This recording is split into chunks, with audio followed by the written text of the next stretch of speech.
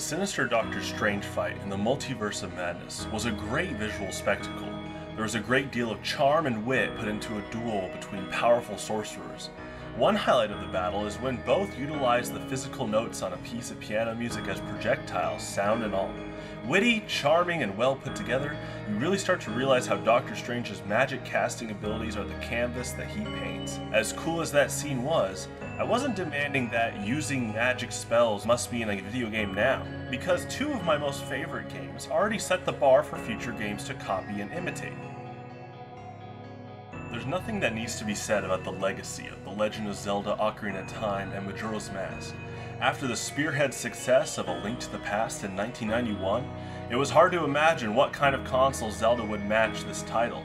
There's a lot to unpack as to what makes these games stand out, but one interwoven concept is the importance of music in Link's already bottomless item pocket space.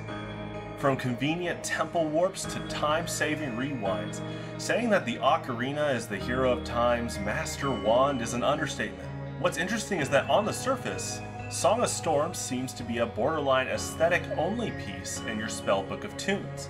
If it's not teleporting you or providing an asset in gameplay, the song is hardly used in the average playthrough. Yet, out of the 19 total songs playable between the two N64 games, the Song of Storms and its countless remixes have remained at the top of the popularity charts amongst fans. I remember learning how to play songs on my alto saxophone back in middle school. Whenever I played the riff right after the listed notes, the E, F, E, F, E, C, A, or better known as da da da da da da, at band practice, I accumulated multiple responses with the same question.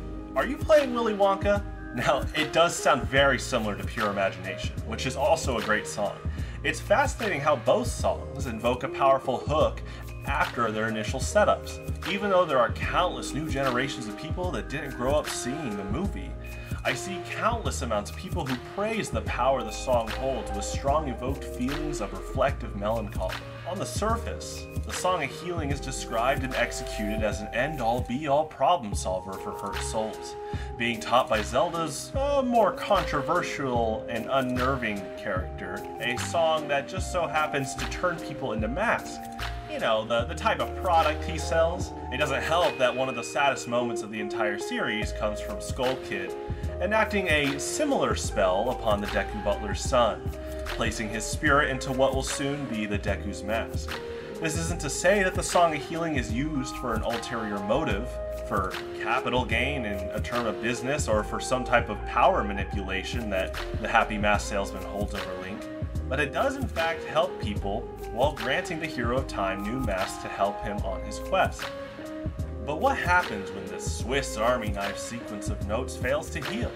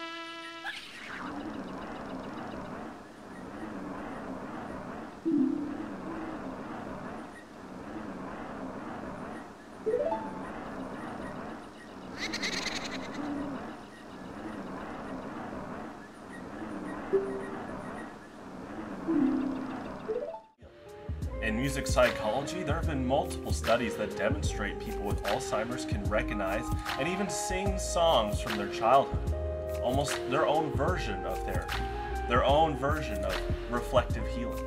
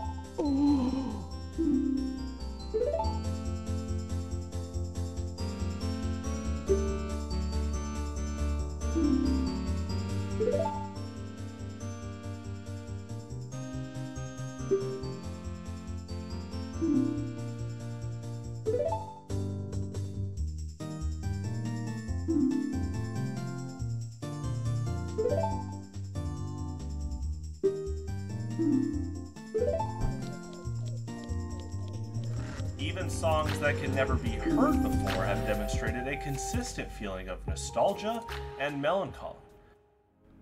Residence by Home is a prime example of this, that set the bar for all future synthwave music to regard for what it means to invoke a new age of reflective nostalgia.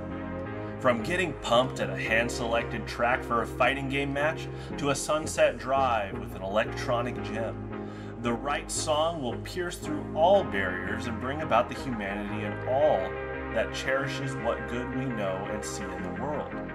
Rather than using a song that is advertised to heal, it's at this pivotal moment that Link and the player are non-directly pushed to carry the final words of a fallen brother who only now worries about one that forgot his humanity. The Song of Storms, while new to Sharp, played to the heartstrings that he didn't know still lingered in his claimed heartless soul. From John Williams' bold melodic introductions to Grant Kirkhope's whimsical cheeriness, the artistic signature is a common trait found within the natural tendencies of a composer.